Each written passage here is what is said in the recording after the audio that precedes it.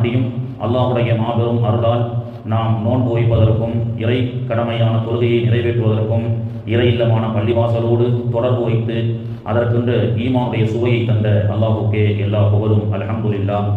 தொழுகையை பற்றி அல்லாஹ் சொல்லும் பொழுது அகீமுஸ்ஸலா, தொழுகையை நிலைநாட்டுங்கள் என்று அல்லாஹு தாலா சொல்லுகின்றான். தொழுகையை பற்றி குர்ஆனிலே சொல்லப்படக்கூடிய எல்லா இடத்திலும் அகீம், நிலைநாட்டுங்கள். நிலைநாட்டுங்கள் என்றால் எப்பொழுதும் நியமமாக தொழுவுங்கள் என்று அல்லாஹ் சொல்லி காட்டுகின்றான்.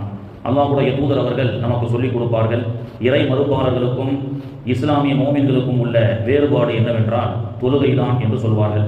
எனவே தான் தொழுகை என்பது நாம் உடலில் மூச்சு இருக்கும் வரை இறை கடமையை சரியான முறையில் நிறைவேற்றக்கூடியவர்களாக இருக்க வேண்டும்.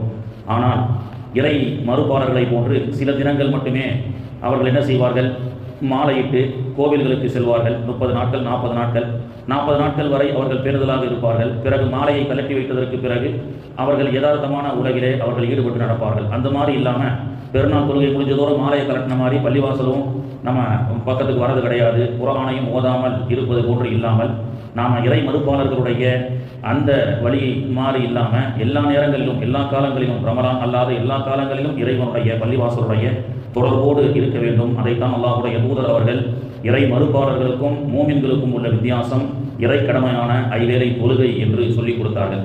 எல்லா காலங்களிலும் நாம் சில பிரார்த்தனைகளை செய்ய கடமைப்பட்டிருக்கின்றோம். அதன் அடிப்படையிலே இப்பொழுது தேர்தல் நம் தமிழகத்திலே நடைபெறக்கூடிய ஒரு சூழல்.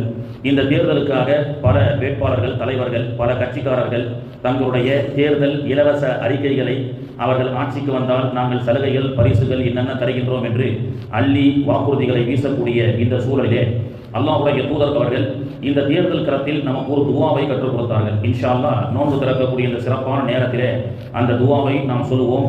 அதை இன்றிலிருந்து ஓட்டுப்பதிவு முடிவு வரும் வரை, தேர்தலுடைய இறுதி முடிவு ஆட்சி அமைக்கும் வரை அந்த துவாவை நாம் ஓதுவோம். என்ன துவா?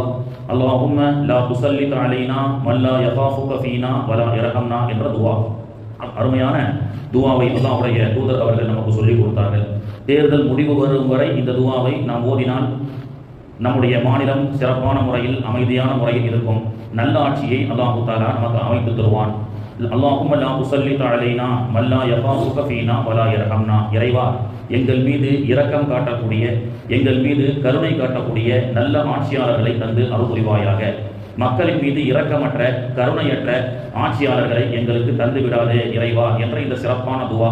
யார் ஆட்சி அமைத்தால் மக்களுக்கு மீது கருணையும் இரக்கமும், மக்கள் ஒற்றுமையாக வாழ்வார்களோ, அமைதியாக வாழ்வார்களோ, அப்படிப்பட்ட நல்ல ஆட்சியாளர்களை எங்களுக்கு தந்து அருள் புரிவாயாக என்ற இந்த மகத்தான கருத்தை கொண்ட இந்த துவா